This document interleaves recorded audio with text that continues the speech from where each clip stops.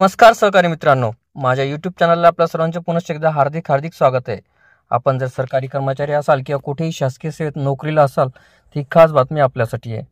कर्मचारी भविष्य निर्वाह निधी संघटनेने सरकारी कर्मचाऱ्यांना एक खुशखबर देऊ केली आहे.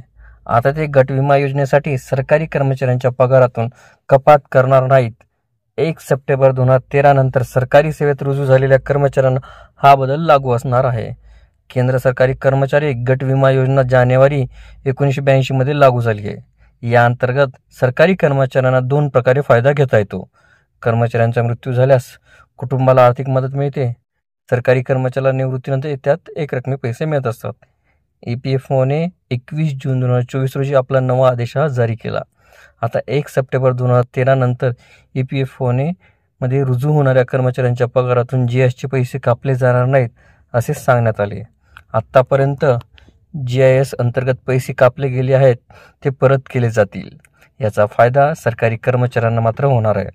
GIS कपात बंद झाल्यानंतर सरकारी कर्मचाऱ्यांच्या इन हँड पगारामध्ये मोठी वाढ होऊ शकते असं तज्ज्ञांचं मत आहे. तसेच सुमारे 10 वर्षासाठी कापलेले पैसे एकरकमी परत केले जातील. याबाबत EPFOने अद्याप स्पष्टीकरण दिलेले नाही. 21 जूनच्या अधिसूचनेमध्ये केवळ 1 सप्टेंबर 2013 नंतर EPFOमध्ये सामील झालेल्या सरकारी कर्मचाऱ्यांच्या वेतनामध्ये GIS अंतर्गत वजावट बंद करण्याचा उल्लेख आहे. 1 सप्टेंबर पूर्वीची गट विमा योजना बदलली जात आहे की बंद केली जात आहे हे स्पष्ट करण्यात आलेले नाही. आगामी काळात EPFO गोष्टी अधिक स्पष्ट करेल अशी अपेक्षा आहे. अशाच नवनवीन अपडेट्ससाठी चॅनलला निश्चित सबस्क्राईब करा. लवकरच आपण पुढच्या व्हिडिओमध्ये भेटूया. तोपर्यंत नमस्कार.